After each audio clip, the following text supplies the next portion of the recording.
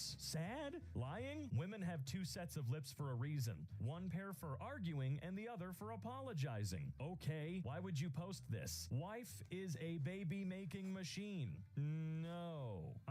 No. Come on. Oh, I can tell it's gonna be a good day. What the bloody hell is this? The year is 2050. 2050. Why did I say it like that? Batman is on. Oh, I can tell it's gonna be a good day. What the bloody hell is this? The year is 2050. 2050. Why did I say it like that? Batman is too problematic. Their name is now Bat Person. Okay. Has a BLM bumper sticker in Batmobile. Non-binary. Drinks only soy milk. Uses they them pronouns. Non-violent. Provides a safe space for others. Refers to women as birthing persons. No butler. Had a vasectomy. Funded by Bill Gates. Why would he need to be funded by Bill Gates? Sorry, why would they need to be funded by Bill Gates? They're supposed to be a billionaire on their own. I mean, obviously none of this makes any sense and is one pathetic, sad post, but nonetheless, that one bugs me. Lol, look at DeSantis triggered over harmless LGBT books in schools.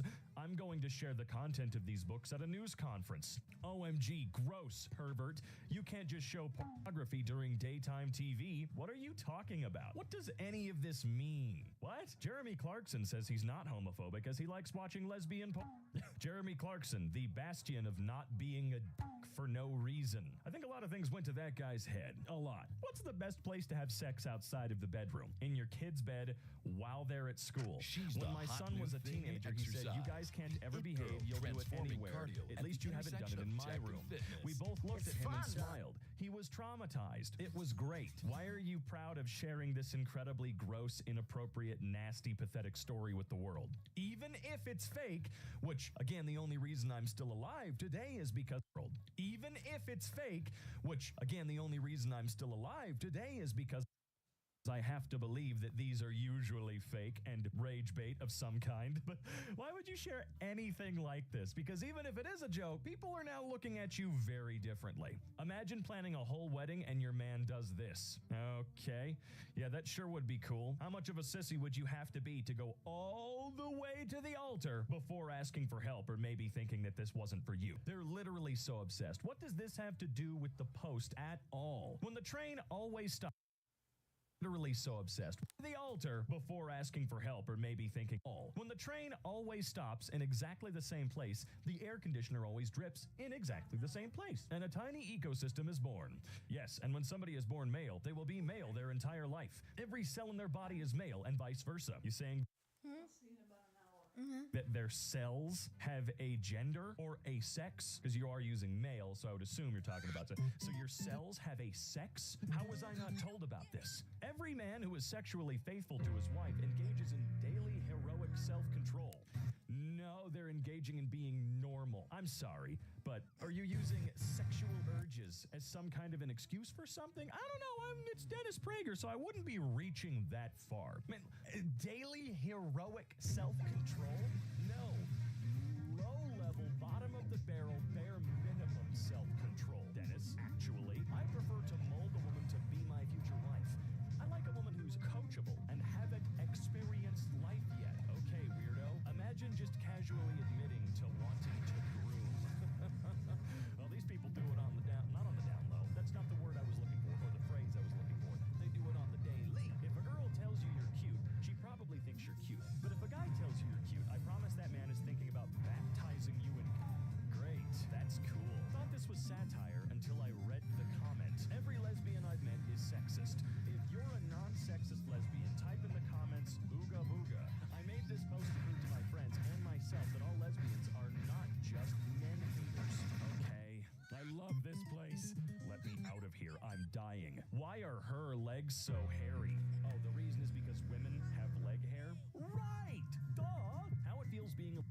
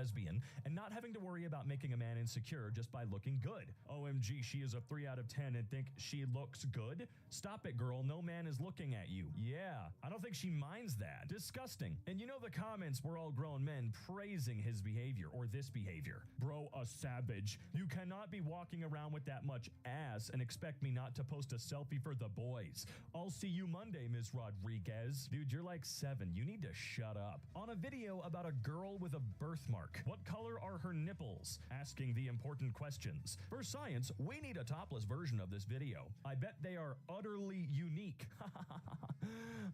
Sexual harassment. It's so funny, dude. Who else is she sending nudes to? Girlfriend sends nudes. I leak my girlfriend's nudes. Girlfriend doesn't suspect I did it.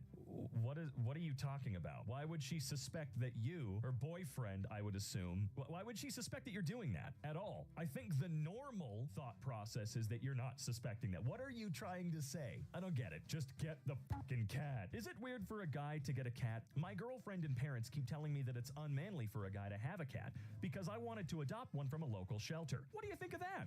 I think they're all sad and pathetic, and you should get a cat. You want a cat? Get one. I've had a few in my lifetime. No one's ever called me gay for it, or unmanly, or not a man because I have a cat. And if that's the way you think, please leave the video and do not come back here. I don't see nothing wrong. Sleeping with a big woman, sleeping with a big women looks like this. Y'all insane, bro. Okay. Do you? No, they don't. I answered the question in my head the moment I started to ask it out loud. About me. If you didn't read my bio, I answered the question in my head the moment I started to ask it out loud. About me. If you didn't read my bio, don't swipe. My girlfriend and I are trying to start a family. We have a contract in place to keep our donors safe and knowing they have zero responsibility. No financial obligations or contact after conception. Don't hesitate if you have any questions. Sounds like an opportunity for someone who's sterile to get a lot of action. Okay, cool. Still can't believe it. Only guy who had an invisibility cloak and never went at the girls' locker room. Oh, right, yeah. I totally forgot in reading those books that Harry was set up to be some sort of creepy, predatorial freak. Right, I totally forgot that that's who he was at his core, was a psycho. I feel bad for parents nowadays. You have to explain the birds and the bees. The bees and the bees, the birds and the birds that used to be bees that used to be birds, the birds that, just because you're too stupid to wrap your head around 3 new ideas or anything, which by the way have existed since you were a kid. You're pretending not to get it. You're pretending to. So you're pretending to be stupid. Just because you don't get it and you refuse to get it doesn't mean your kid's gonna refuse to get it. It's funny how easy it is to go, oh wait, how's that work? Oh, okay. Whoa. Gotta love whisper. Oh, no you don't. Do straight men even exist anymore? What's wrong with being homo? God, I hope not. Same. Yeah, most men are straight, like 80%. Sadly, yes. Are you kidding me? I guess like 70 to 90% of men are. Gotta love whisper. Oh, no you don't. Do straight men even exist anymore? What's wrong with being homo? God, I hope not. Same. Yeah, most men are straight, like 80%. Sadly, yes. Are you kidding me? I guess like 70 to 90% of men are. In Islam, I need to zoom in. That text is awful. In Islam, just about all of the men are straight. Okay, well there you go. There's your answer. If I was to die an early death, I pray that my fiance would remarry with Elon Musk. She deserves to be cared for and looked after and bred by strong stock. Okay, this guy's not straight. This guy ain't straight though. There's no shot.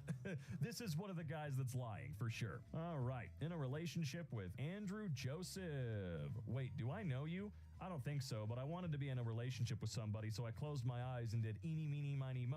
Fucking weirdo. Jeez. Super cute. Prom picture with the daddy and the date. What? Okay. Oh, it's this again. It's this again. Right. I gotcha. It's dad's being incredibly creepy. I'm sorry. I think I've mentioned Beau of the Fifth Column a billion times in his whole video about the dad's threatening to kill the dates and It's weird. You are sad. Your daughter is not your possession, especially after she grows up. Stop being creepy, okay? Stop it. There's being protective, and then there's being a goddamn psycho. Her, come over. Me, I can't. I'm 7. My parents aren't home. Dashcam shows 7-year-old driving parents' SUV. Why does that have 297,000 likes, dude? An actual conversation that just happened at the dinner table. Younger sister, can I go a date? Sister, yes, when you're 18. When you find a boy you like. Or a girl. She's too young to know about that. I don't have anything against gays or bi or trans, but she's too young. If she's too young to understand relationships, we should ban straight relationships for television. I'm not talking about that. I see what you're saying. I see what you're saying. Good Lord. The body count she tells you is on the left. Her actual body count is on the right. Sexual exposure chart? Man, it's so sad. That's all you think about. It's just pathetic. I'm sorry. Why do men not like to vent? What's wrong with saying how you feel? Telling him it's okay to vent so you can use his lows against him in the next argument. Fuck you. That's all I have to say. Fuck you. Please do not use the word cis in your newscasts. It's offensive to straight people. It's disrespectful, and please do not use it in the future. Thanks. What's wrong with cis? Yo, what up, cis? How you doing, cis? Wow, that's horrific. When you were 5, you told your dad's best friend you were going to marry him when you grow up. And as you grow up, he gets hotter and hotter. And then on your birthday, he pulls you in the laundry room and locks the door. Why is this still going? He pulls his shirt off. He's all muscle and has a new tattoo on his chest of a drawing.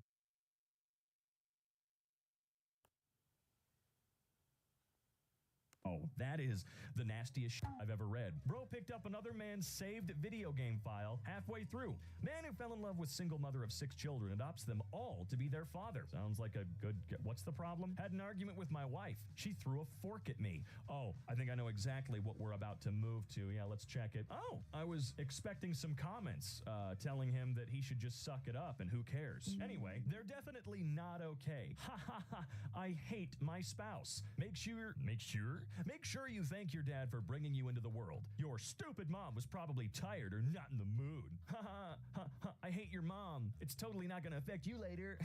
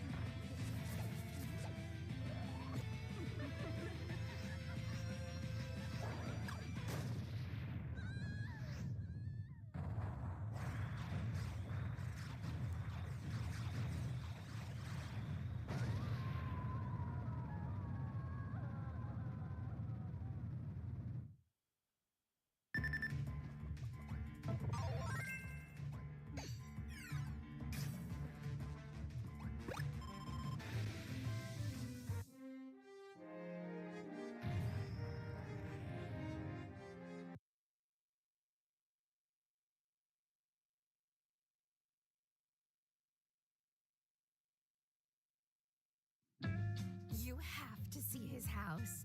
It is huge. How can he afford all that? He's like a super popular streamer with kids. They're obsessed with him. Really? Sodi, do you know about...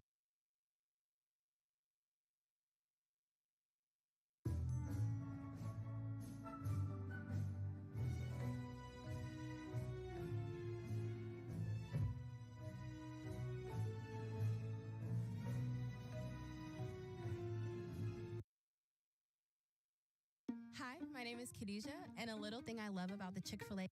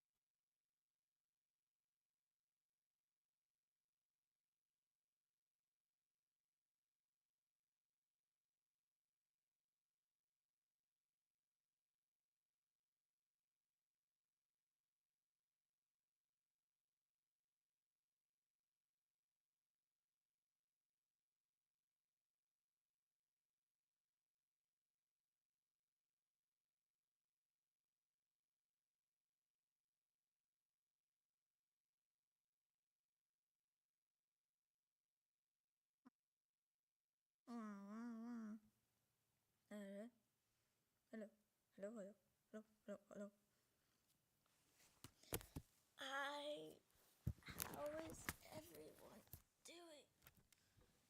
I already spit in the We're gonna go wheel hunting, whatever. I already spin the wheel, so we're gonna spin on something strange.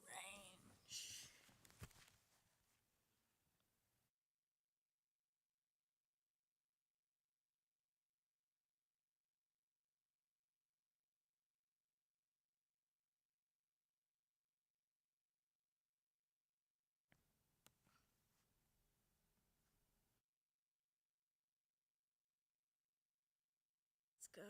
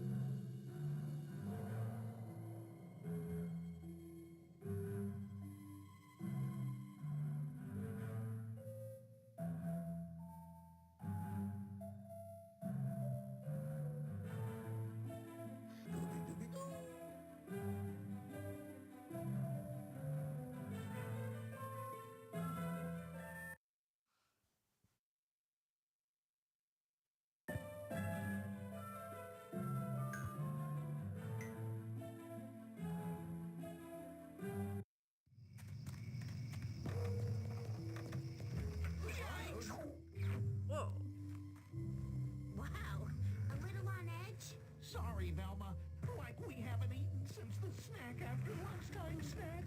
Shaggy, Scooby, you guys are going to love me. The Keystone Castle International Food Festival.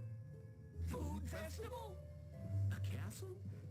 Sounds like it could be a fun type of vacation. Oh, it's beautiful. Look at the amazing scenery. And there's even an eating competition. I mean, you could, This is like no time for sleeping, man. We've got to start clearing all these shelves. Why do that now? To make room for the trophies we're totally gonna be bringing back. I'd really love to go, but I promised we'd help my cousin Anna win her school talent contest. We'll be there, Daff. I've heard St. Louis High has the biggest cafeteria in the state. The biggest? Yum. And cafeterias always have the best customers, like us.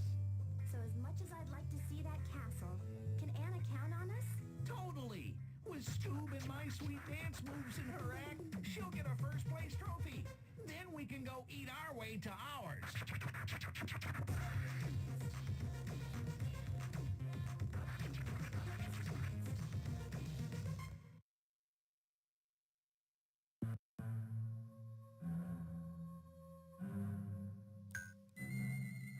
So there's episodes? 4 episodes. Alright. Join games. Well, episode 1. Level 1. One more time. In the name? Stop!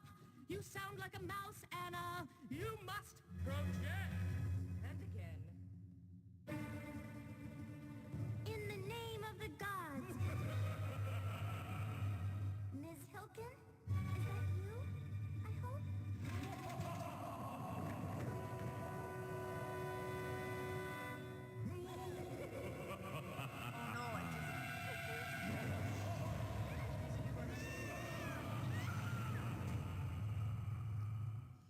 Oh no. Evil ghost man I can't wait to see Anna. Thanks for helping her out, guys. No problem, What shall Daffy. we do? We're happy to help, right? Scooby-Dooby-Doo. Okay, let's split up. We'll find Anna faster that way. Like we'll search in this direction. Right, Scoob?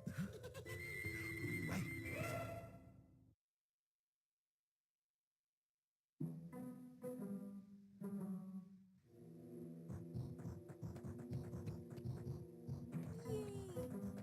Okay, so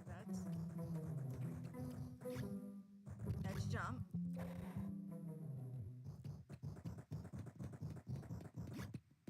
Is this just the dash?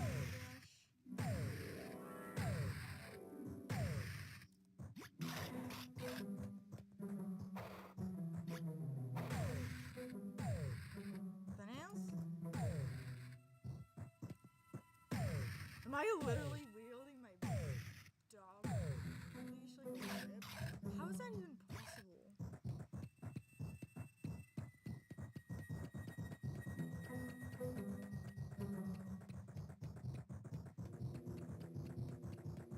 Yeah, you're up. Ah, I see those school scats.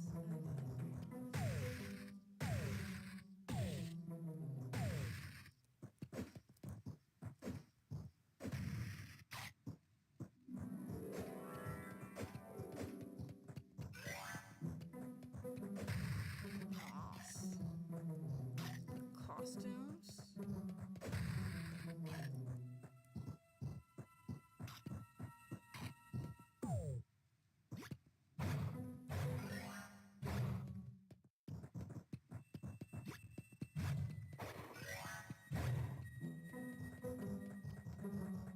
Hey, Shag.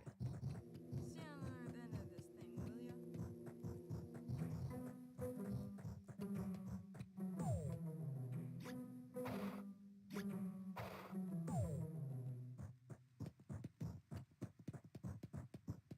No?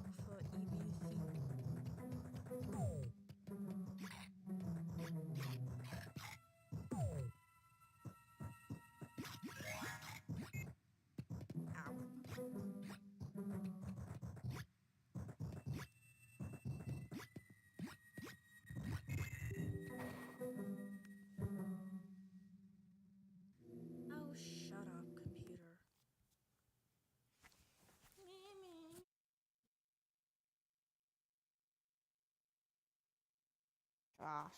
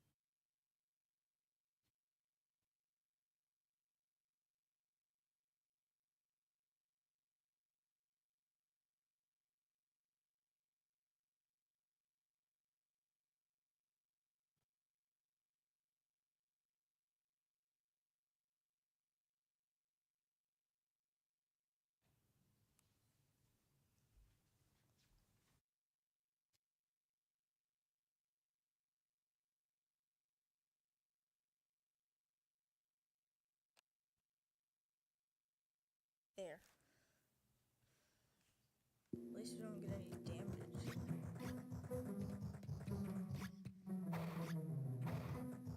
Shag, move.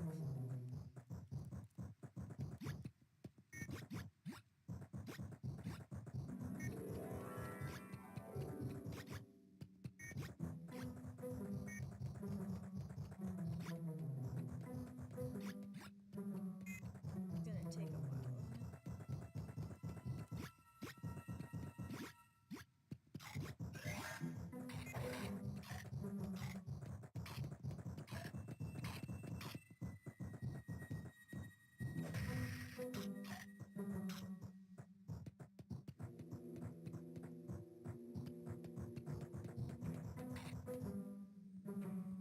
A Scooby Man? So those are collectibles.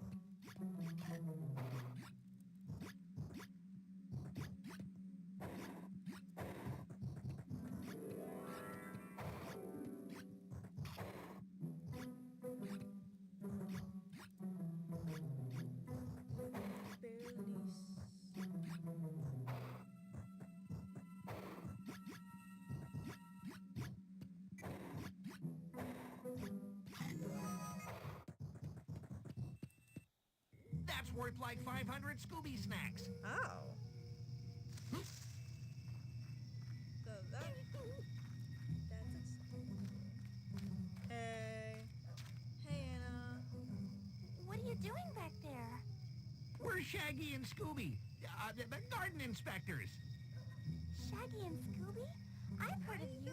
I'm Anna. Anna, like Daphne's cousin? Yeah. Well, you We're wore your here to cover of me. help you win your contest.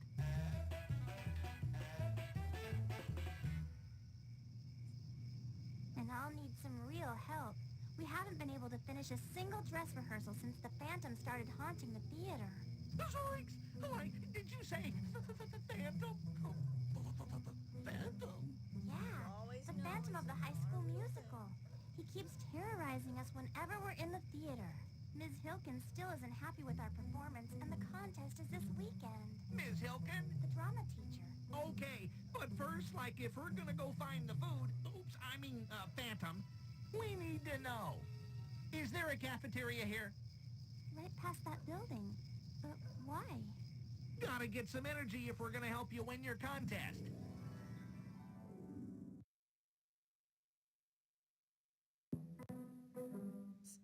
Go to the cafeteria.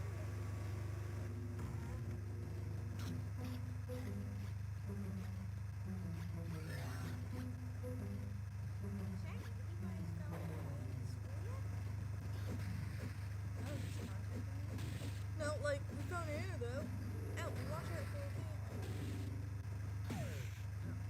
Phantom? I guess we got a mystery.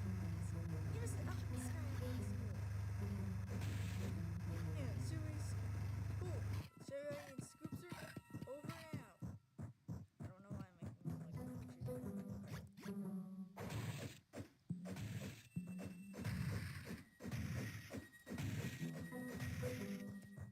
That's all you're gonna give me?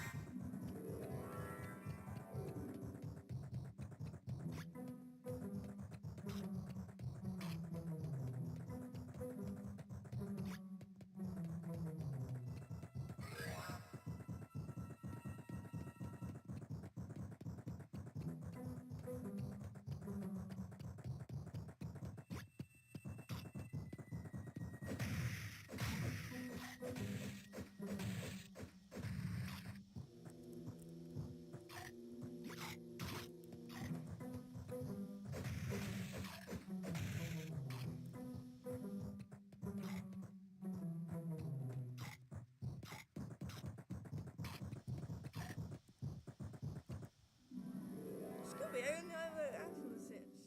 Oh, action switch. The moves, special moves. He has a yo-yo? That's cool. Hey, up there, Scoob. Can't you, like, smell that cafeteria taste?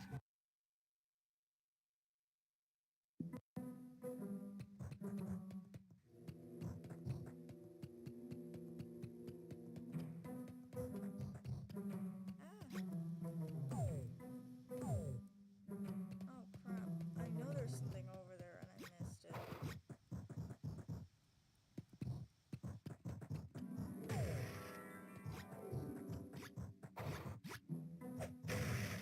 You can't look around.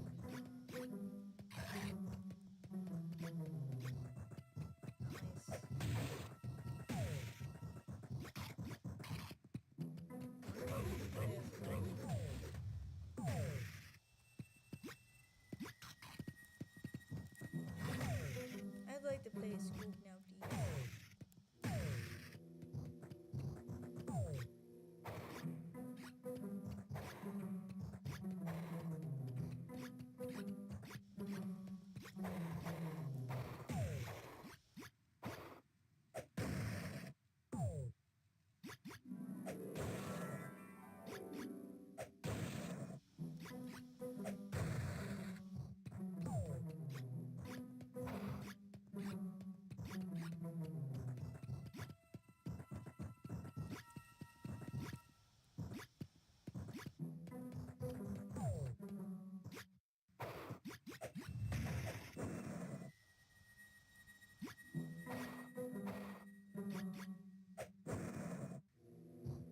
Shaggy?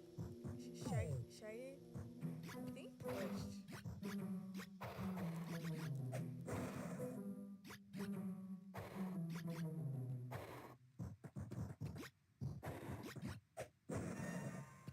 There we go. Finally.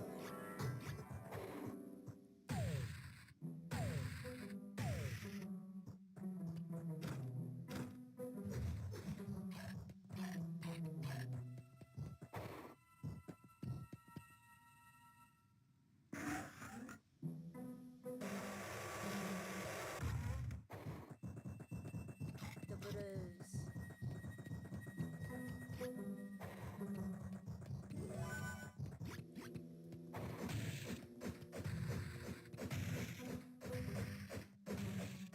I'm sorry, Shag. But it's my medallion. Stupid. Oh, man. The food's like down this hole. Back to the drawing board, Scooby-Doo. I haven't even had dinner, and like I'm already being deserted.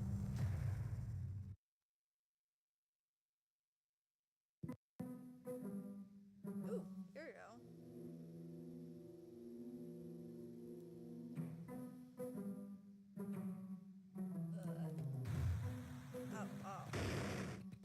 I didn't know it could be able to control it. I thought it was a cutscene.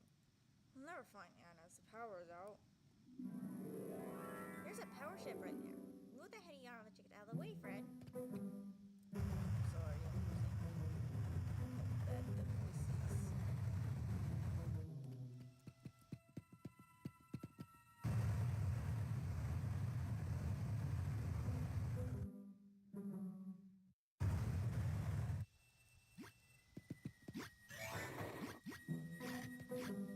Nice.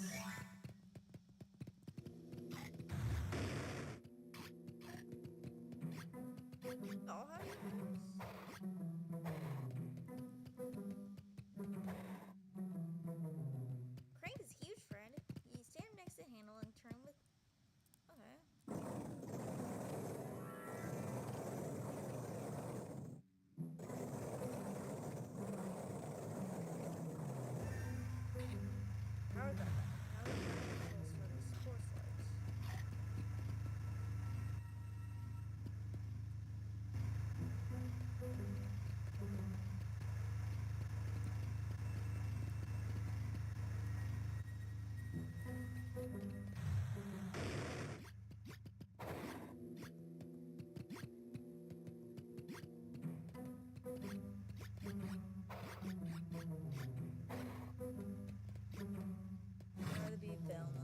Film. If I can press A with this call out to normals, I can use them with the touch screen.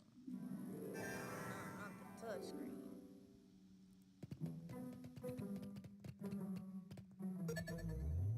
2, 1.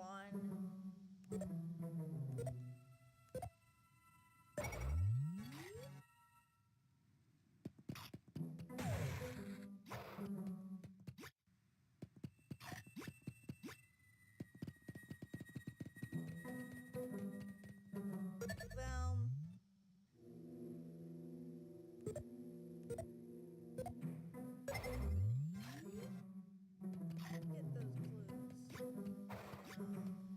Get those clues.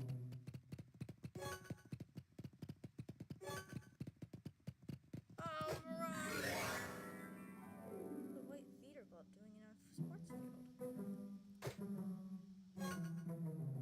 Daphne, come on. We found a theater club on the sports field. On the sports field? That's strange. What? Nice. I know. Keep an eye out, too. Apparently, there's a phantom lurking about. Where do I go next? Jeepers! Phantom? Keep my eyes peeled. Jimmy out. Hey, that's the idiot. That's Bill's saying. He stole it. Hey, kids! Coach Hayes, Fred Jones. I remember you from when your school used to play ours. Fred Jones, the star quarterback. Your spectacular pass really stole the game away from us, son. Sorry, sir, but thanks, sir. So you'll be at the sports carnival this weekend? This weekend? But the talent show's this weekend. That's what Ms. Hilkin Suspicious. thinks. Pardon? Ms. Hilkin, the drama teacher. Well, think about it. How do they ever hope to win the talent contest if they can't even finish a dress rehearsal? Yeah, that is tough to do when there's a phantom in the house. Just as well, as far as I'm concerned. My star player is in that show. Well, our friend's cousin's in the show, too. So we need to help them get phantom free. Well, a word of advice. Ask Miss Hilkin where she was every time the phantom appeared.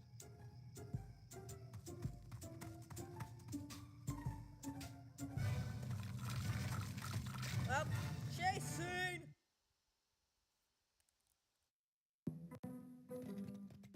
Go.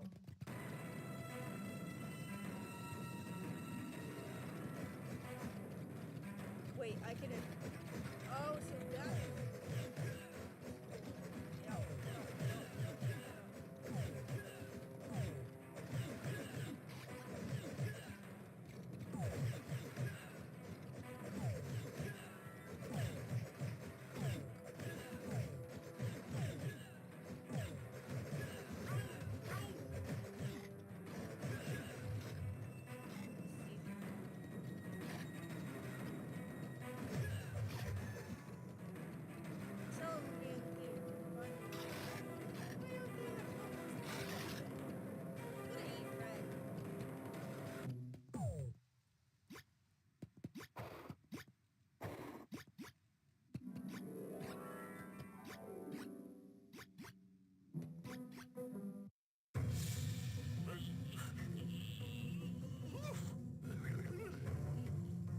Back to the school. Hey, wait for me.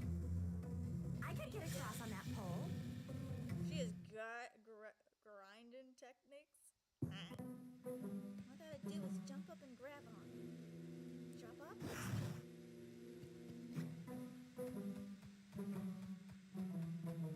That you were gonna make mine.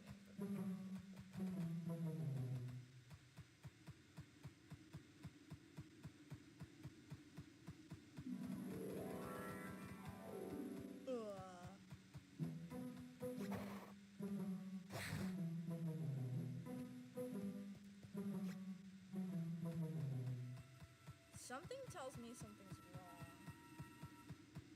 Oh. It was glitching. Come on, Scoob. Look, Scooby. Instruments. You jump into it and right at your places.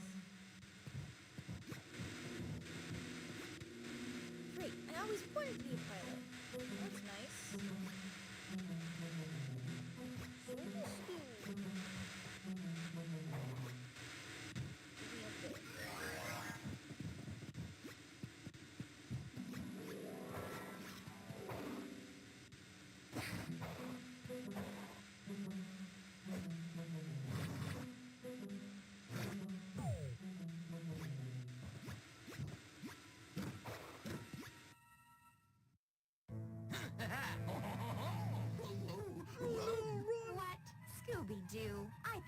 brave.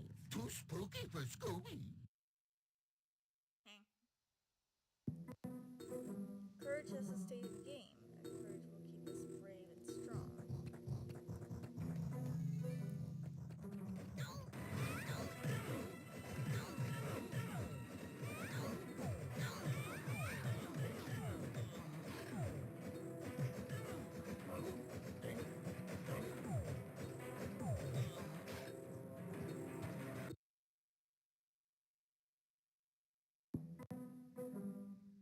That's basically our health meter.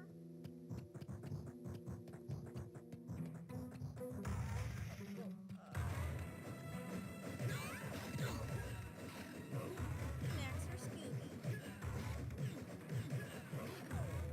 Spam, spam, spam, spam, spam.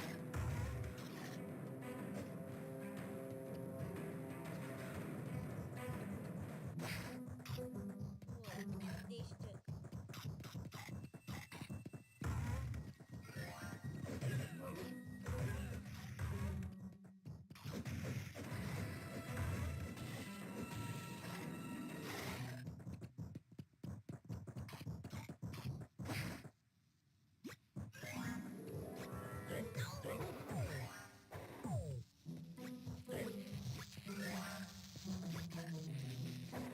The pool.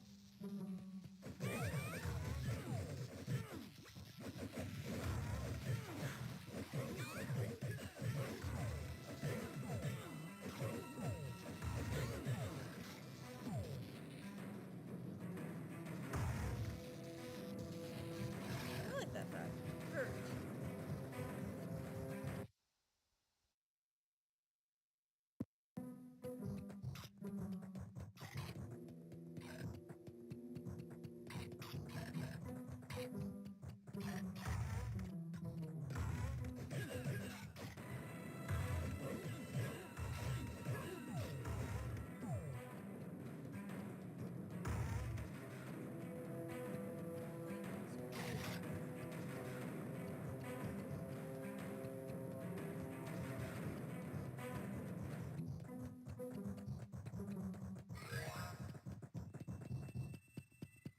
I'm guessing the amount of Scooby snacks I get is basically the 4 I get.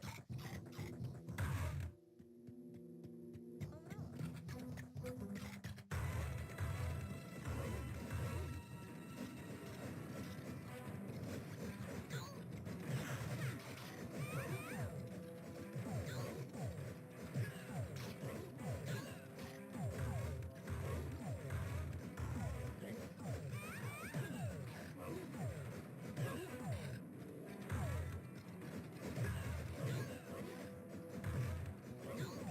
Oh my god, die.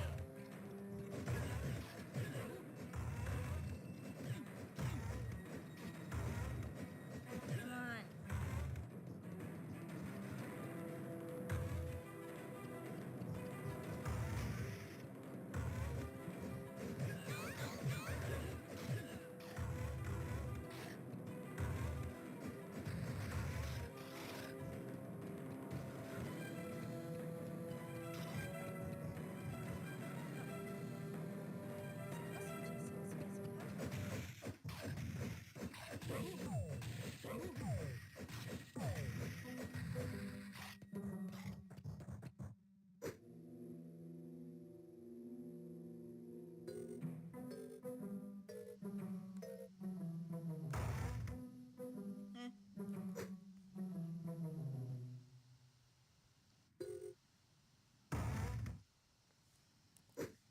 Wait, the...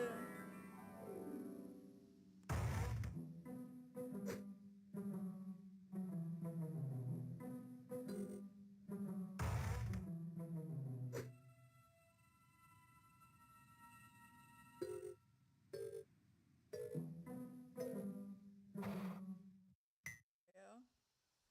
Fred, football player?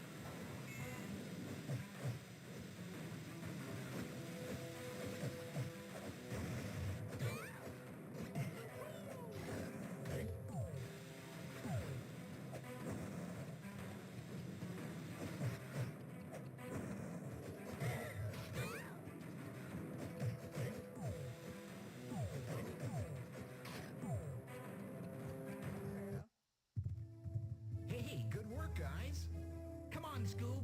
Gotta find those clues. Clues? Right, clues. Sure, Shaggy.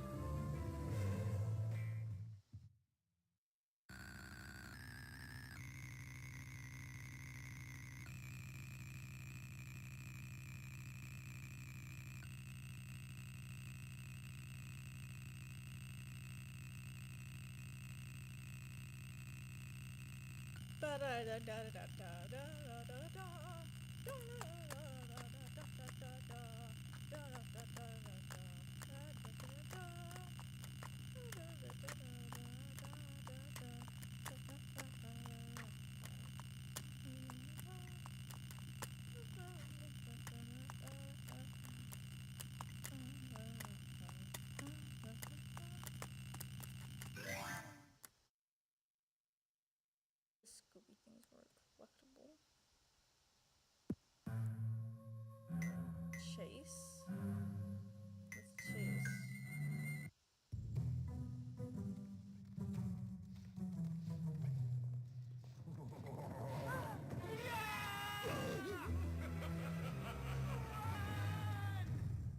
Oh no.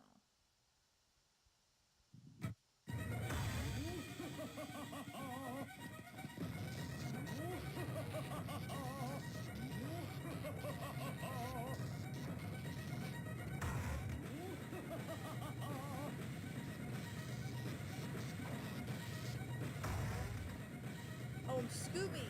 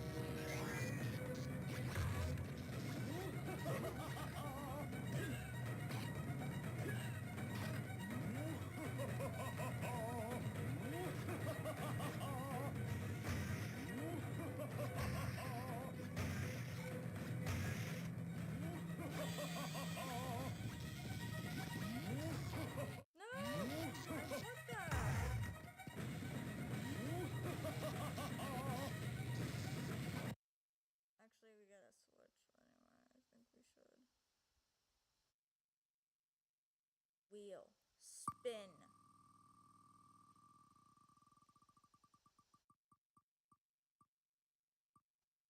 Digimon World. Jam. Okay.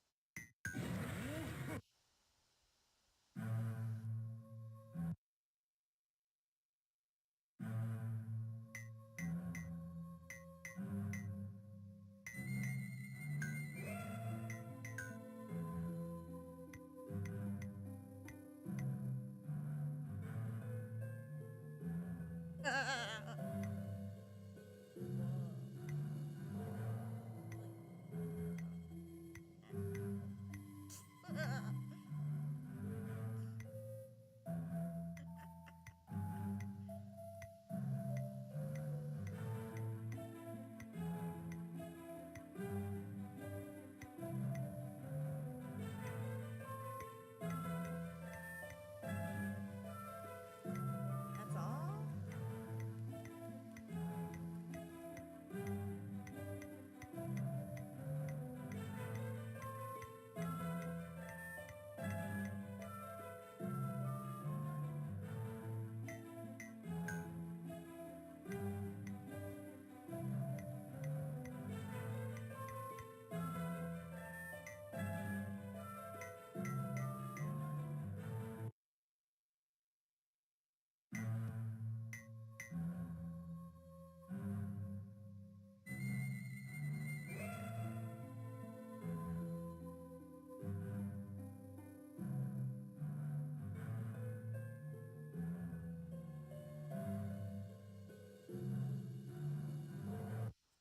Smack it in.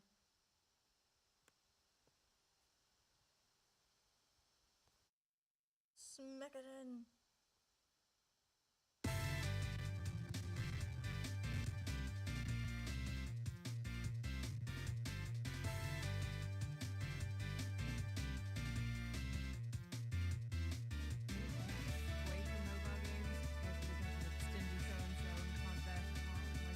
Clans for a chance to get some special edition character or outfit in a game. I have tried some Pokemon mobile games before, like Magikarp Jump and Pokemon Sleep, and I was pleasantly surprised by both of them. They were both pretty wholesome, cute games and weren't obnoxious with the whole would you like to spend money invitations every 2 seconds. Gold star select button. There is another Pokemon mobile game I've been curious about for a while, and today is the day to dive in. Pokemon Cafe Remix. Developed by Genius Sonority. If you've ever played one of those cute little games with the Pokemon icons, it's basically the latest in that series. It's the one that features in Pokemon Direct every year, and you're like, hey, yeah, this looks cute, but show me the next game! It's on mobile devices and also Switch. I kind of just assumed it wasn't on there because then you'd only be able to play it in handheld mode, and yep, that's how it is. I was obsessed with Pokemon Shuffle back in the day. It was a concern. I've always been a sucker for cute, and the aesthetics of these games are cute. Soft colors, cute little animations, Pokemon-themed food. What more could a Lucy want? The mons in this game really lend themselves well to this soft, chibi style. Even stuff like Dialga and Palkia look great. Please take Charizard away from me. Did you know that the little Pokemon icons have been functionally the same for 20 years now?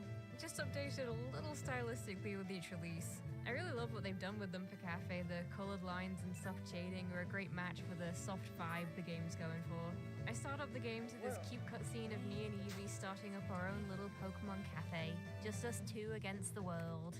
And Leah. So how's Cafe different to all the other games with little Pokemon faces? Chose had you moving rows and columns to make matches, shuffled threw that out the window and said, hey, just move the Pokemon wherever you want. And then Cafe Remix takes it a step further, like, nah, that's too restrictive, just move the whole board wherever you want. It's a much more tactile experience, from when I need to position everything with total precision. Like, the megaphones are only really meant to be able to hit one line, but I find if I position it just right, then I can cheese it and get it to hit it to just going wild and trying to make the biggest chain I can. Each level has different requirements to complete, like a certain score or objects to clear. All the objects are, of course, food themed. Some icons are pretty simple and you just need to make matches next to them to clear them. Some need to be guided toward a basket. Some of them will multiply if you don't clear them early and end up taking over the whole level. It can be quite clever, really. I'm making a milkshake, and in the puzzle I have to combine the milk and the shaker by sort of swirling everything around, like a milkshake. Each dish falls into one category: entrees, drinks, sweets, and small plates. And each Pokemon will specialize in one of these categories. I like how there's new gameplay elements quite far into the game. Around 500 orders, I go to make the next order and there's a bunch of strawberries I gotta figure out how to clear. Or at around 1,200 orders, these turnips start showing up. I don't think it's mentioned anywhere in the game, but the Pokemon have weight mechanics, which is wild. So say you're trying to make matches with something super light like Togepi. If it's surrounded by heavier Pokemon, then the chain is going to feel slow and hard to move. Oh, it's Slurpuff, you can kind of feel the cherry thing on its head getting stuck, so it's more awkward to move around. Part of me appreciates it, because it's like, oh, every Pokemon has extra thought and care put into it, but a larger part is like, oh. I get to pick the leader, but I have no control over what other Pokemon are in the level, so if I get stuck between a bunch of real heavy stuff, then it's tough luck. I do wish there was some kind of cohesion with the different staff. During regular orders, you choose a team leader and the other staff in the level are just seemingly random. I guess it kind of forces you to try and level up everything you have, because you will use all of the staff throughout the game, and if their puzzle scores are all super low, then it'll hurt your scores. Only the skills of the team leader will activate, and even then the skills will only activate if your staff member's dish category matches what you're making, because otherwise it's just useless. Really, everything other than the team leader is useless. I only use the pokes other than the leader if there's loads of them and I need to remove clutter. For events and training, they do let you use the skills of the whole team, but for your regular levels, you're on your own. When you clear the level, the dish is made, and if you get 3 stars, then that means 3 hearts for our customer. Once their heart meter fills up, they'll be like, wow, I love the food. Guess I work here now. And they're now a member of your staff, complete with hat and apron. All the staff have the same basic uniform concept, but it's just so goofy on some of them. Munchlax has to wear the cap on one of his ears. Or Gyarados. The special Pokemon designs are way better than they were in Shuffle. To be fair though, the special variants in Pokemon Shuffle consisted of Fennekin, but he's winking, Vanillite, but he's facing the side, and Surprised Pikachu. Okay, I take it back, this one is acceptable. But some of the guys in Cafe are dripped out.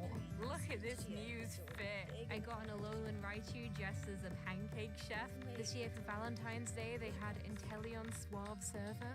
Why is he looking at me like that? No, stop it. This ain't Pokemon Coliseum. Please leave. There's a Charmander DJ with a headset that's half the size of his body.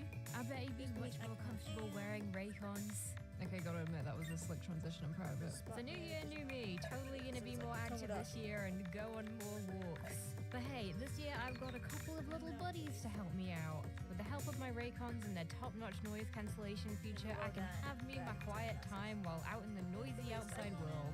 They're even sweat resistant, so in the scenario where I'm really speed walking, they're good. Raycon's quality rivals the big boy names, but at a fraction of the price. Who got him in a... My extra stamina shards ran out and I couldn't do any more levels. You need 1 stamina shard each time you want to do a level, and these take 15 minutes each to regenerate, and you can regenerate a maximum of 5 at a time. As soon as those hearts reach 0, I can feel Leah's eyes slowly drift toward my purse. But this time it's not quite the usual, oh, you're out of lives? Well, you can get another.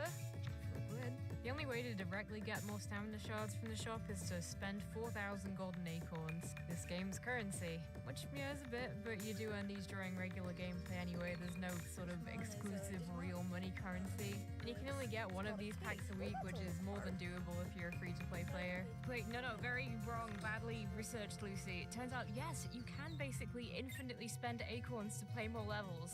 I didn't realize this because in 5 months I never tapped on the start button when I was out of lives. I'm out of lives. Why would I? But yep, sure enough, it lets you spend acorns to get more. Oops. I only really used my acorns on the Heaping Helping tickets, so I usually had around 20 or 30,000 at a time. You can also get them through the battle passes. I think they usually have 2 of these going on at one time, a regular monthly one and then a special one, which has a very special price. The rewards are standard in-game items like more stamina shards, cookies, and experience tarts, but hey, this is the only way you can get yourself a Leafeon or a Machoke in a hiker outfit. You can also get more shards from the various non-paid rewards, or you can join a team online and beg for them. I'm in a team called the Boys. I assume the battle passes are the main source of revenue for this game, but there also is a sort of soft gacha element, but it's really not obnoxious and you can easily enjoy the game without ever touching it. The game was never built on gacha mechanics anyway, they only really added it about a year or 2 in. It's called Pelipper Delivery, which is where you make deliveries to Pokemon. If it's one you don't have, cool, now it's on your staff. If you already have it, then it gives that Pokemon an outfit upgrade, which is basically a power-up. After 4 outfit upgrades, it'll just give you a delivery point, which you can use in the delivery shop to buy stuff like more tickets. You get one of these deliveries a day for these different seasonal banners that have chances to get exclusive Pokemon variants. The free one takes 23 hours to complete, but if you didn't get anything good, then you can always buy another. And this one will come right away. Takes them a day to complete the regular delivery, but as soon as you flash the cash, Pelipper can't go quick enough. The express deliveries cost 3,000 golden acorns each, which of course you can buy, but you get loads of them during regular gameplay anyway. The 5-star ultra mega cool outfit Pokemon has a delivery chance of 1% though, so chances are you're gonna need a lot of acorns if you want it. You could go crazy and spend 100 trying to get to this sailor outfit Glaceon, and I'm sure there are people that do, but I'm not one of them.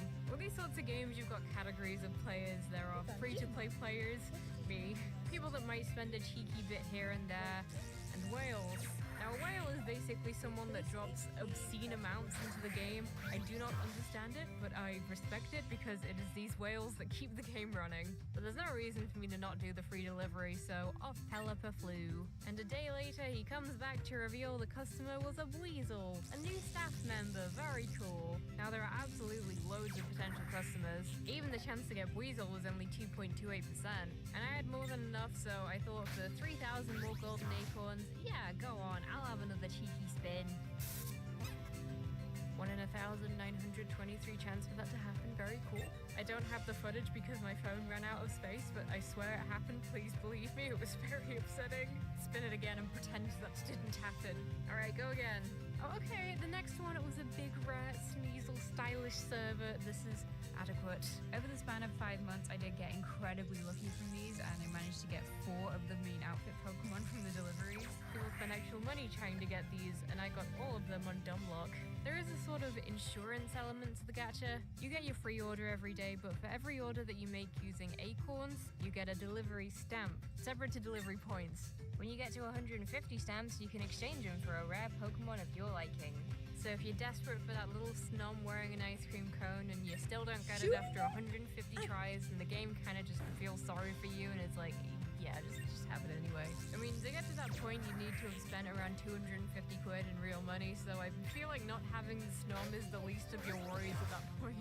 You know, as gachas go, there are definitely way worse. I've seen nightmarish Reddit threads of people that spent like $1,000 to get a specific character and didn't even get it. Just a sentence, yeah, having to spend up to £250 for a single character isn't the worst. It's just such a jump scare when I really stop to think about it. Look, I'm old-fashioned. I like to pay for physical things with physical money and be done with it. I will not move with the times. But hey, Pokemon Center Japan was happy to oblige my wishes, because a rarity for spin-off games, there's actually a line of plushies for the game, and you know me, I'm not gonna pass up the opportunity to get tax-exemptable plushies. And these are some quality plushies.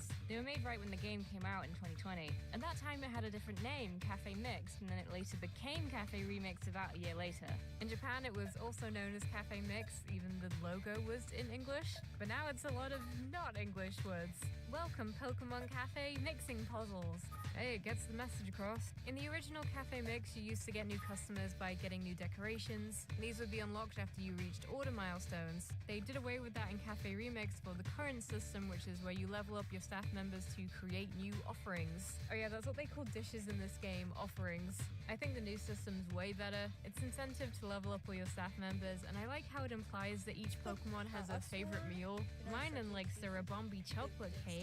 Curlia's favorite is the Litwick hot cocoa, and Hisuian Voltorb likes the Score Bunny berry sandwich. How does he eat it?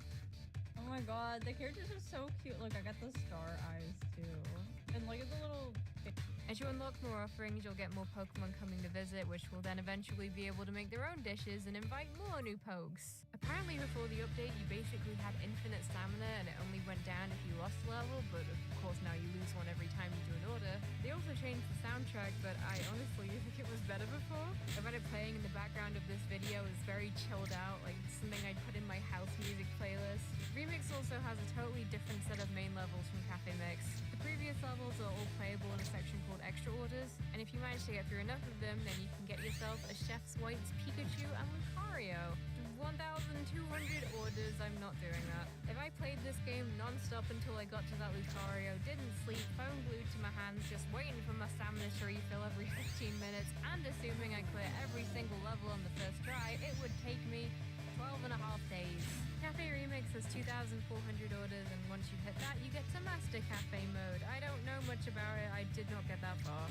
It has a few special pokes in Master Super Chef outfits. They've had events in Cafe since the beginning, but there used to be more of just a new customer that shows up every now and then that you can recruit, and a sort of challenge board to go along with it. But the events in Remix are separate to the cafe area itself and have a competitive element to them. You basically just redo the same order again and again as part of the event and try and get the highest score possible to go up the event levels and get goodies. There are rankings, and the highest I ever got to was 22,000 for the first day or two, and then I was unranked for the rest of the event. The top 500 gets a cool profile icon. All of the top scores are of course people with perfectly suited 5-star Pokemon with outfits from various delivery events. All max level of course. Yeah, these events are a lot slower for new players, and wow, they can get grindy. So the first event for me was Hisuian Zorua's Tea Party. You got some pokes and you gotta make meals in succession and get as many delicious points for the tea party guests as possible.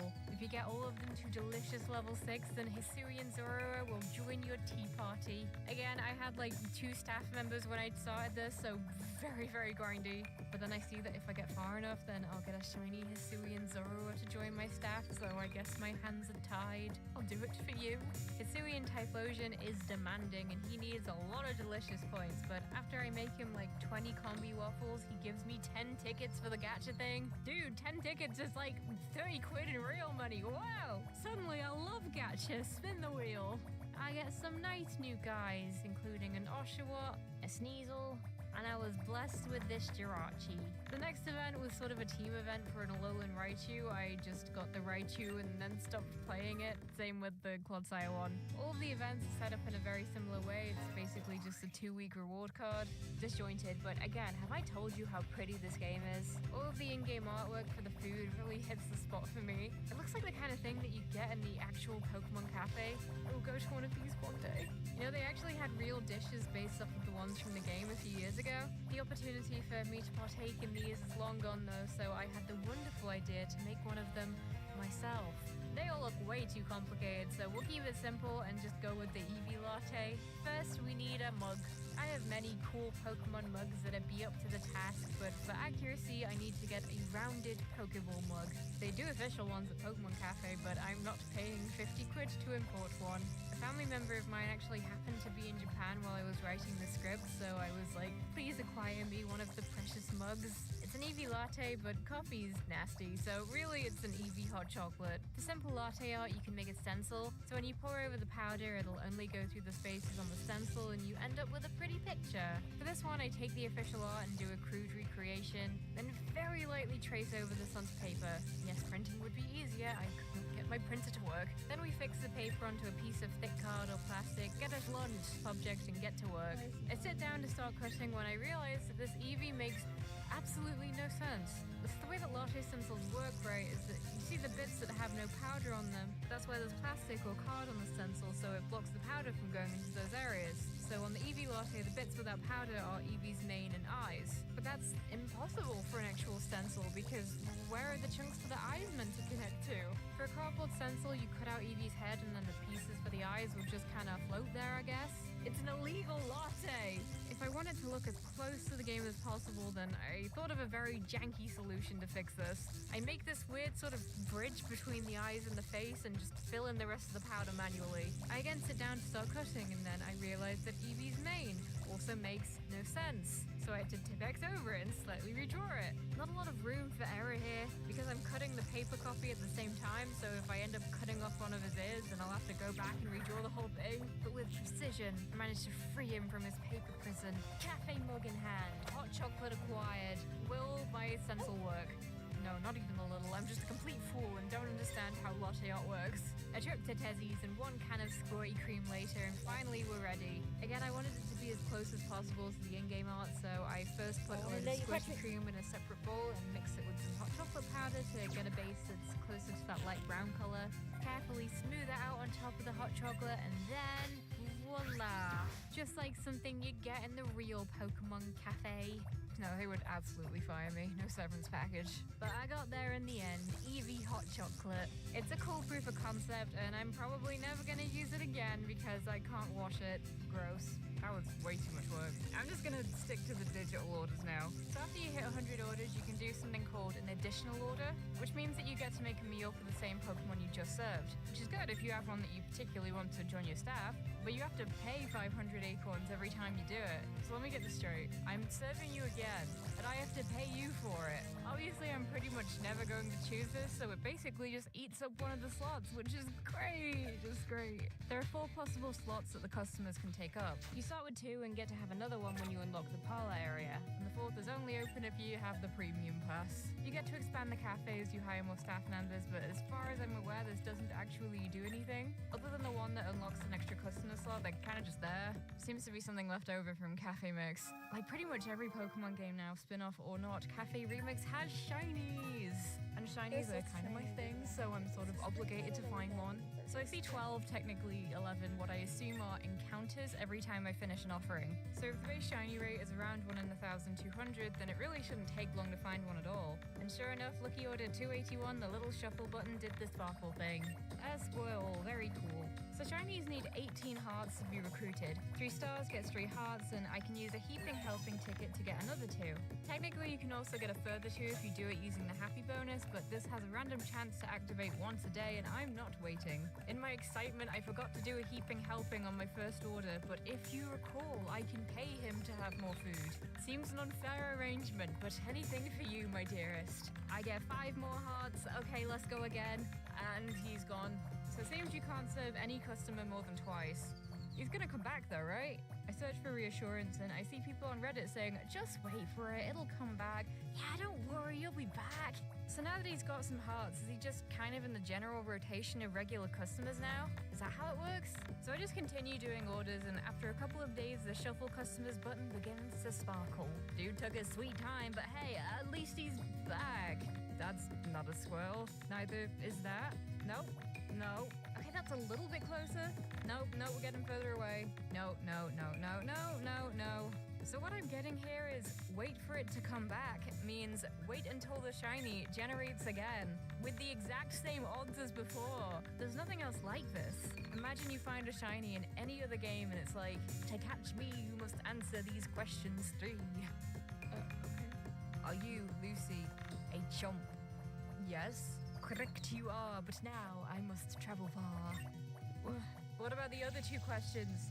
Beyond recruiting every Pokemon and completing all of the orders, I guess the main thing you work toward is just leveling up all of your staff as high as possible. There are lots of ways to gain experience, by doing regular orders, training, special events, or you can just cram all these little cupcakes down Minchino's gob.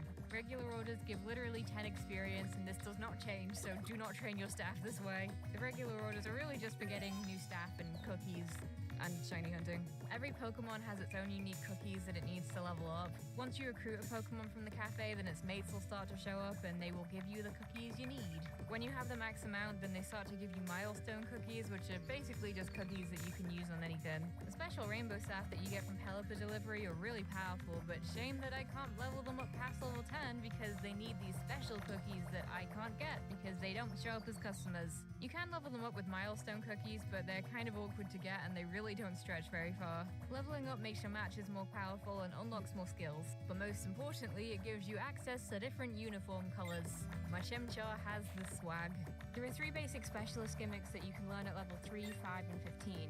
Some staff have a secret 4th skill that you can unlock using something called a kitchen note. For the 5 months I was playing, there were 2 opportunities to acquire and use said kitchen notes. Apparently they used to be a lot easier to get, and now they're limited to specific events and are more paywalled, so sucks to suck, I guess. I think there was such a missed opportunity with Pikachu. They should have made one of his skills ketchup because Ash's Pikachu is just an absolute ketchup gremlin.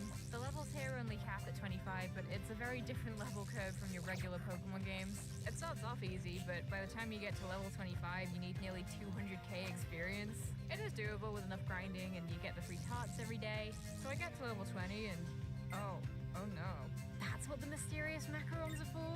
And I need 30 of them?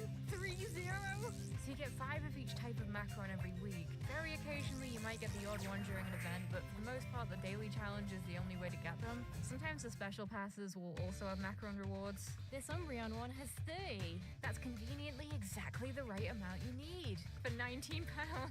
So yeah, I guess if you get all the passes, you can cut that time down by a few months, but otherwise you gotta be on that grind. Going at this rate, for me to max level every Pokemon I currently have, it would take me 2.5 years, and I've barely scratched the surface. I just started playing, so if I was an absolute die-hard Pokemon Cafe fan since the beginning, then there's a total of 197 unique staff. Bear in mind, shinies count as separate Pokemon, so to level up every single Pokemon, it would take you 6 years. It's almost like this game isn't meant to be completed. Cafe Remix is a game that I almost never hear about outside of Pokemon Day streams. I was always a bit confused as to why it was featured, but it starts to make more sense when I realize that I'm not the intended demographic. Clearly the lion's share of the player base is in Japan. Just look at all the top scores in the rankings, it's all just Japan. And Japan is kind of the birthplace of gacha, so maybe Japanese audiences are just more receptive to it. I had a look at a site called AppMagic. I don't know how precise the stats are, but it's a good place to start. Looking at lifetime revenue for Pokemon Cafe Remix, it estimates that Japan takes up 57% of the total revenue, despite having 25% of the total downloads. For an even better example, Pokemon Masters EX, a game that's more gacha, has just 11% of the lifetime downloads in Japan, but 51% of its lifetime revenue. They have stopped making new levels as of last year for Cafe Remix, so I don't know if that means that it's starting to wind down, but for now the game is still going with its regular events and new Pokemon being released all the time. Even while I was making this video, they totally changed the UI on the home screen. I think I liked it better before. But at least next Pokemon Day stream I can be like, hey, I've actually played that. But just like pretty much every mobile game, you have to go into it knowing you're never gonna get any sort of sense of completion. They ain't built that way. It's a cute pastime, but don't put your rent money into trying to get a Mimikyu and a teacup. This was a much longer video than I anticipated for a Pokemon puzzle game, but hey, I had a lot to say. But for now, the cafe's closed, my shift is over, I'm locking up. Hey, guess what? I'm coming back to streaming and I'm live right now as this video's up. Oh, hey, I know it's been a bit. Life has been good, but a lot. I moved again and I have 2 more munchkins now. They will be on my stream if you want to see them. Yes, I am using kittens to get you to come to the stream. I hope it works. See ya! I want you to have a really fun summer out here. I only have one rule. Stay out of the basement. What do you got in the basement? There's something in my arm! Dad's behind all the crazy stuff happening. Oh, that's not good.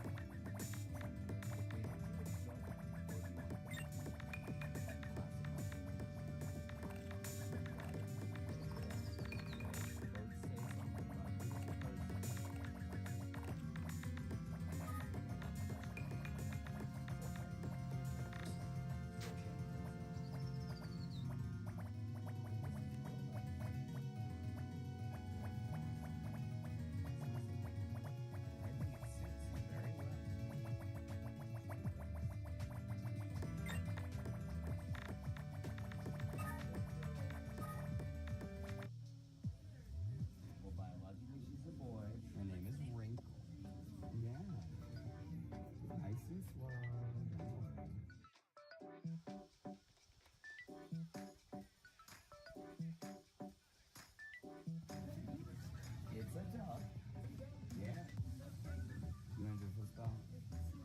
Spin. It's so cute. She's good, yeah. I love that.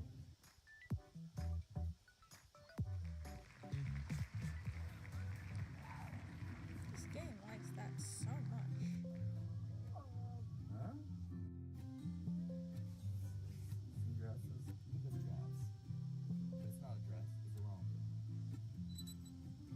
I don't think babies should be wearing stripper clothes like this. They just open up in the butt. Like, no, what? You're dressing your baby in pants that have just a quick release on the bottom. Very elegant, very dress, very less. Yeah, you ever think about dressing for less? In your less dress? Yeah, but not too less of a dress. Yeah, it shows a little bit too much cleavage up there. Look at that. We're gonna see if we can get you a Ross prom dress for less. Look at you. This is the dress. Look at that. Oh, you look so fantastic. Never seen you more beautiful. Yeah, we found your dress for less. Look at you.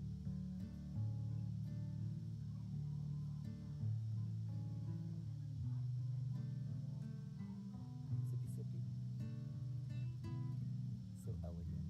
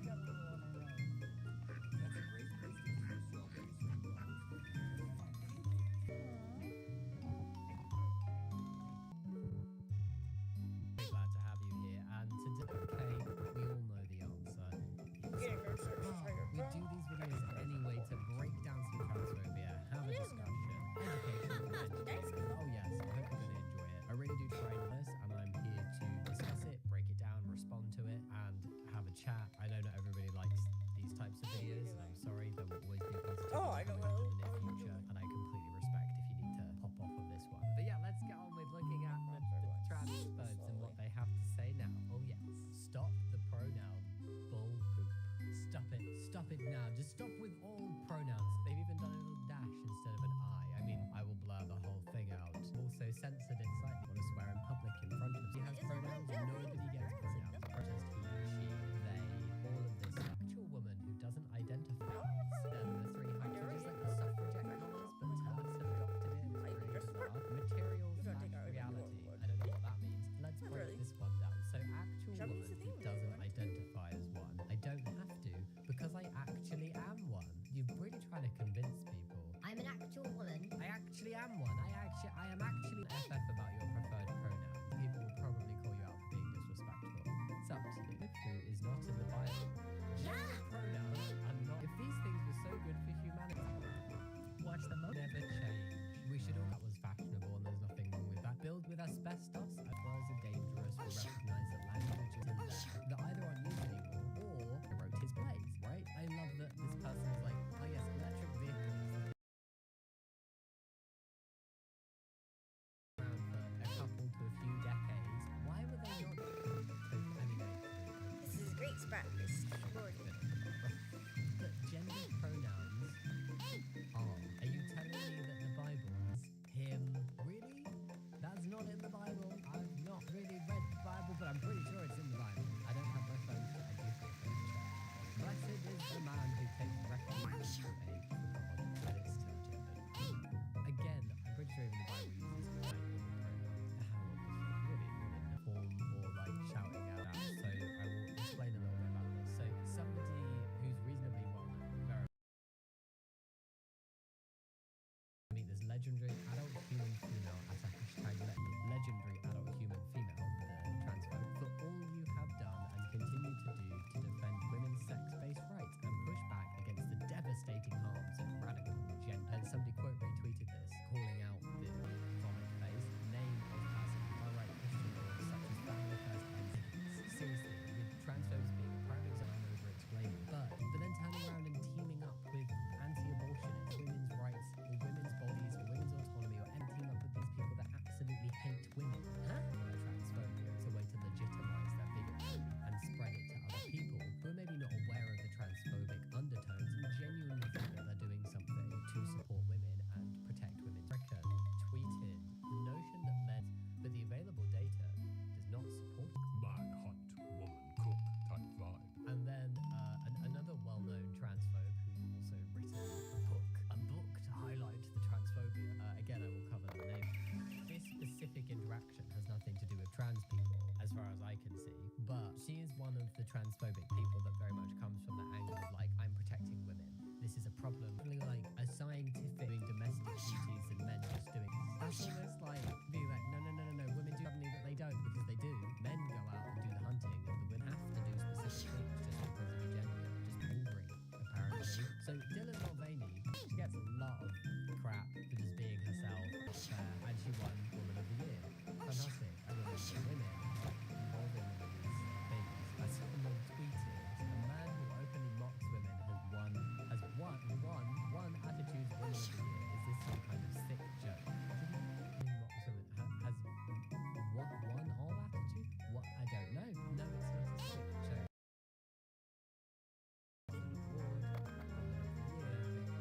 Because whoever is on the judging panel or whatever, I don't know how it's decided, has picked Dylan, a woman, as Woman of the Year. Not a joke. As a same-sex attraction, like LGBT plus people, India Willoughby, a non-binary person, like we have a bunch of different people who are probably what we would say like liberal LGBT plus people, left-wing. Problem is, these are the people I want to be in a community with. Say no to forced teaming. I mean, nobody's forcing you to know for certain. I'm going to cover their faces because some of them are quite well known. Transphobic people who are very vocal and of course a lot of damage. But as far as I'm concerned, at least half, if not most, if not all of these people are cis and straight. Okay, sure, you want to align yourself with bigots who are hating on trans people at the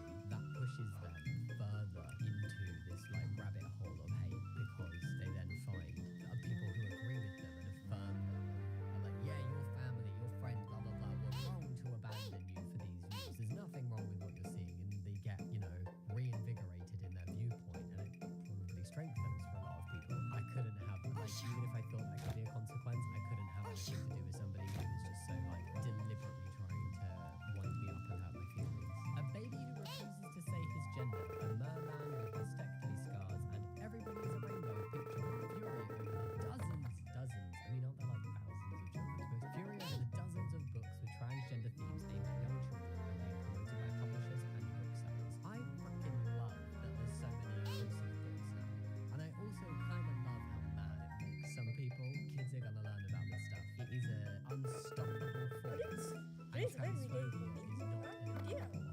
It will get battered by the force. I'm not saying that in a violent way, like just a metaphorical way. The concept of transphobia cannot withstand forever the absolute force of allyship and representation and love that is coming from and for the trans community. Transphobia is just, I don't think it'll ever be gone, because you still have like issues with lots of other types of bigotry, but it will absolutely not be as loud and as hurtful and painful and frustrating as it is right now forever. It will come down. So carry on being mad, because it doesn't stop this kind of stuff from happening. It doesn't stop these books from getting published. They're still out there.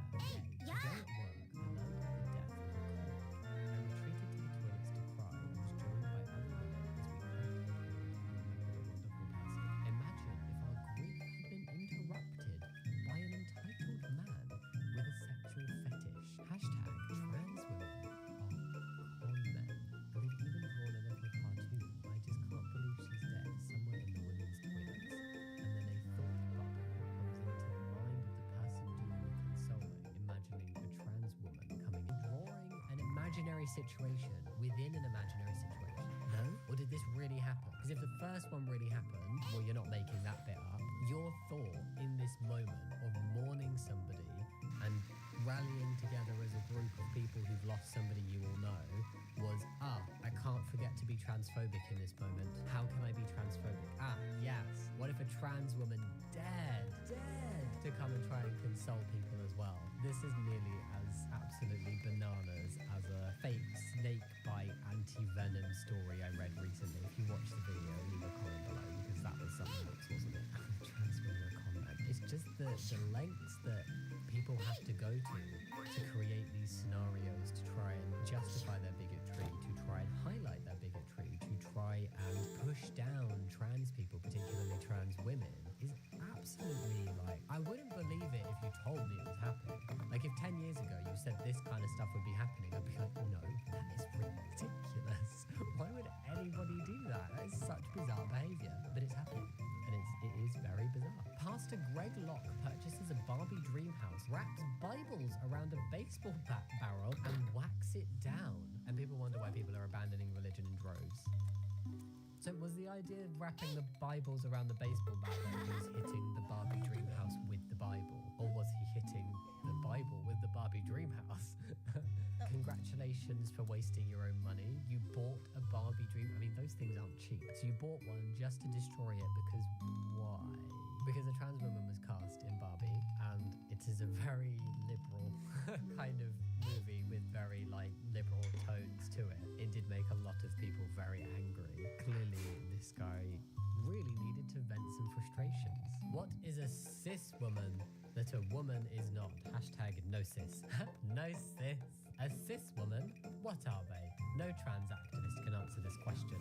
I think we know why. And then a trans woman replied to that going, literally every trans activist on earth answers this every single day, you absolute clown. If you don't understand what a cis woman is specifically, no wonder you're so hateful. You just don't understand. Do I dignify that with a definition? I mean, cis is a prefix that means on the same side as. So cis woman is a woman who is both assigned female at birth and identifies as a woman. So gender and assigned sex are the same thing in terms of being a woman. Yay, cis woman. Trans woman, where trans means on the other side of, trans woman is a woman who is assigned male at birth, but is a woman whose gender and sex are separate, still a woman. And if they're like, no, you define women by their ability to have babies, then that's very derogatory of you. Outed myself as a giant TERF recently. A giant TERF. I have a vibe. This may be a joke, but I can never tell, because there are some things that are real that are not a joke, but you really would think they are. I was at a bar with a friend, F, who I hadn't seen in several years, and her boyfriend came along. I'd only met him briefly years ago. I didn't know much about him. He seemed like a pretty chill guy. A pretty chill guy. I felt like Moira Rose. As the night went on, he started talking about a former British philosophy professor. I obviously knew this was, but I'm going to beep the name, even though he didn't name her, and how unhinged her views were. I don't remember the specifics of what he said, but it was clearly a pretty uncharitable interpretation of her. The subject changed pretty quickly. How can you have a charitable interpretation of someone who is incredibly uncharitable about a marginalized group in society? I'm not going to have a charitable view of somebody like that who causes harm and hurt for no reason just because they're bigoted. Later in the evening, I turned to him and said, "By the way, I'm a giant turf and I love..." This is serious. I mean, did this really happen? So far, I'm feeling like maybe this person, the first bit happened, but then they didn't actually say that to him. The look on his face was priceless. I said it was pretty presumptuous of him to assume that I would agree with him. We agree that it would be interested to have a civilized discussion on our views at a later time. He has not responded to my text message ever since, so I imagine this is off the table. I mean, if you disagree with somebody and there's a way to go about it, this wasn't the worst response, but it would be a case of like, in the moment, if you felt comfortable, being like, "Oh, actually, I disagree with you on that. Let's break it down. Let's have a chat." Not just being like, "By the way, I'm a giant turf. I love trans people." Yeah, like that's so bizarre. I wouldn't want to talk to you after that. I'm just like, no, thank you. I actually found his Twitter account and he spends a lot of time tweeting about how turfs are evil, cruel, and full of hate. That's a lie. This is an issue he seems deeply invested in. He is completely incapable of considering that we don't hold hate towards anyone. Rather, we are concerned for the safety and well-being of girls, women, and children. Really? I would love to actually see some evidence of this concern away from the trans community, and then specifically how they think the trans community impacts the safety and well-being of girls, women, and children. Like, legit, I would actually like to see some evidence. Well, there is no evidence. So I'm saying I'd like to see it. I know it doesn't exist. I'd like to see them try and come up with some. Because this is why we end up with the most ridiculous scenarios, like snake bites and anti-venom and mourning a death in the toilets. Because they don't have anything legitimate to stand on. I have absolutely no regrets. I don't give a f*** anymore.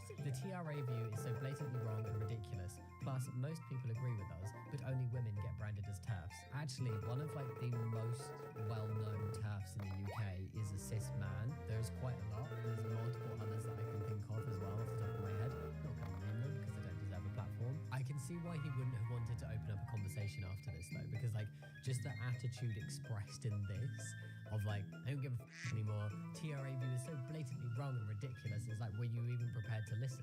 Would you have even had a civilized conversation about this? Somebody's there going like, this is what's wrong. This is why it's hurtful. And you're like, no, I don't believe you. I'm not listening. I would prefer to listen to the bullshit lie. Sorry, I'm getting a bit irate in this video. I'm going to hide the account this came from. Basically, this is a tweet that says, "Feels like a good day to fly the hashtag trans widows flag." And there's the flag. Trans widows, if you don't know what trans widows means or who trans widows are, I'm very happy for you. I'm about to ruin it. Basically, trans widows are the partners of trans women where the relationship has broken down due to the transition, and they refer to themselves as trans widows because they're no longer in a relationship.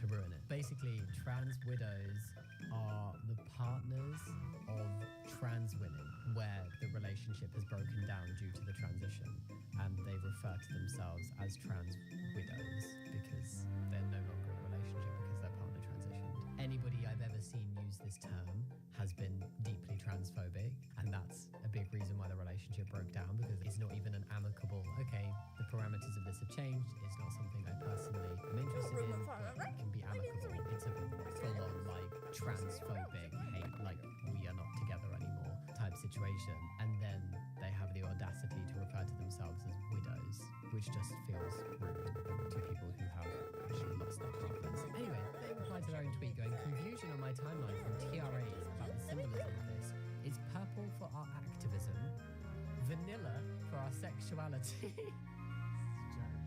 Oh, this must be a joke.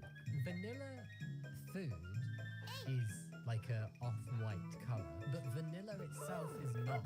Why don't you just say beige?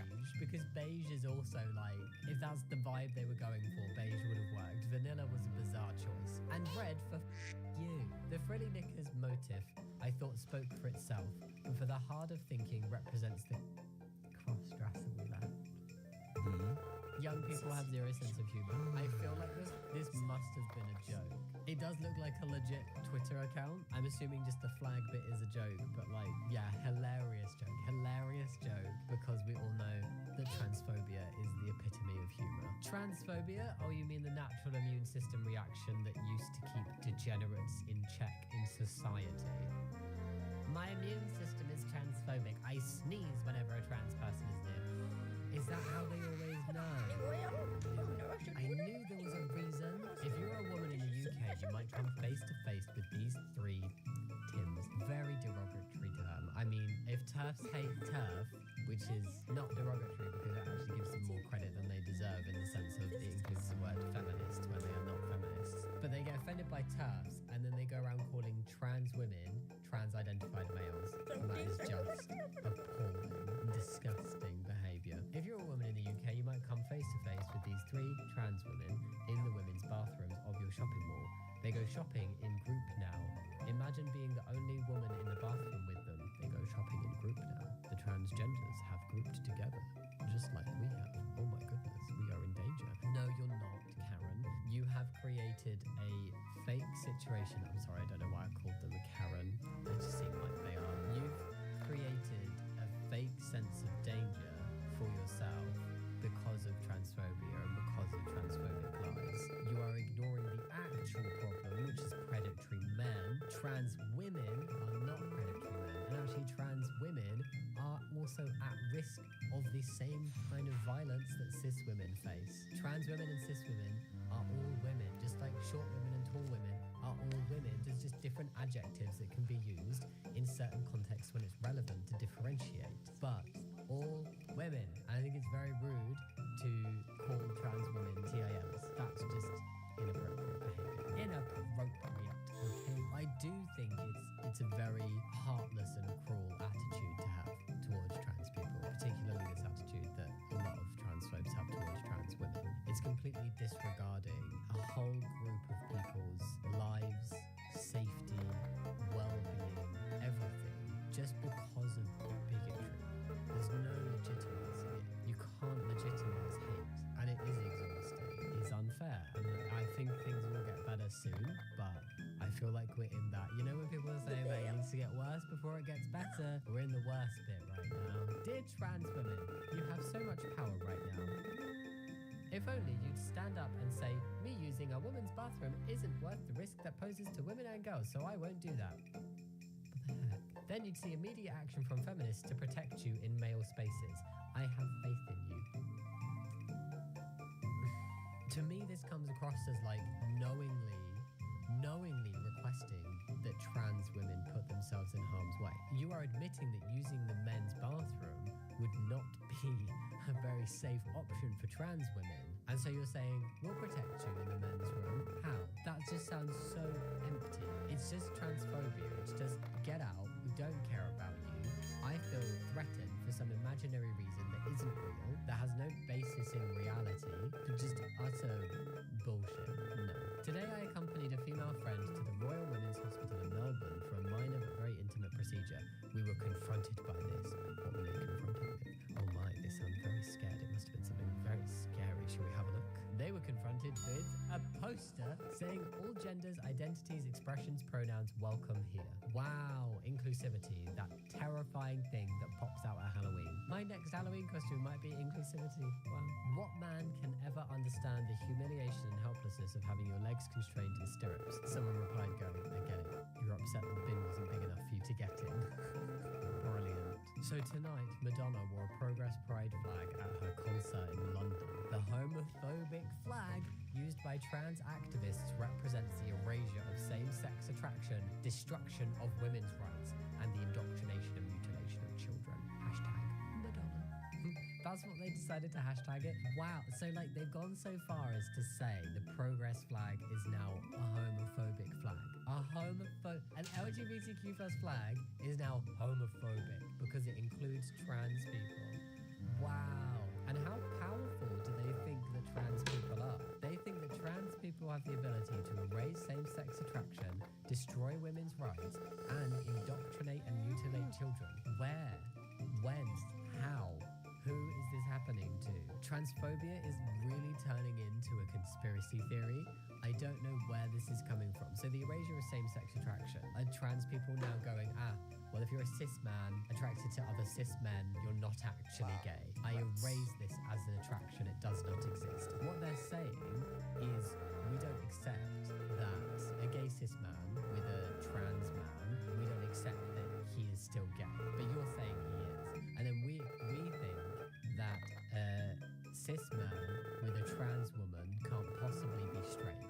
It's because they don't respect trans people as their gender. And they also have some weird belief that trans people want to force transphobes to date us. No trans person wants to date a transphobe. Stay away, please. Very, very far away. You don't want to date a trans person, fine. The thing that gets called out is unnecessary transphobia and just disgusting language used when stating a want to not date a trans person. Just being like, no, sorry, not for me, fine. But then like misgendering or using derogatory slurs or derogatory terms, that is what's called out as being transphobic. Destruction of women's rights. Like, again, how? Like, give me examples of how this is happening, please. Because I've not seen any. And the indoctrination and mutilation of children. Indoctrination, how? Mutilation, where's your energy like that for circumcision? Because that's something that is actually done to children without even their knowledge because they're so young. And to a lot,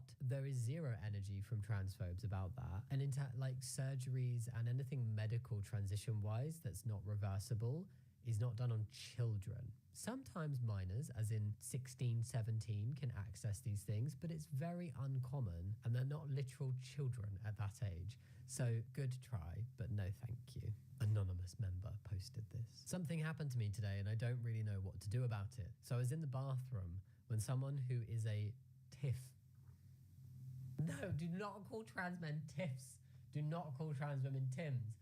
What the heck? When someone who is a trans man came into the bathroom, I asked them to please leave and they said that they were born with 2 X chromosomes. They said they were instructed to use the ladies' restroom because they were born a woman but transitioned later in life or something. This is literally the reality that transphobes want. This is what they are pushing for, and now someone's complaining about it. But I swear to God, this person looks so weird. Like, they look super masculine. They even have a beard and everything.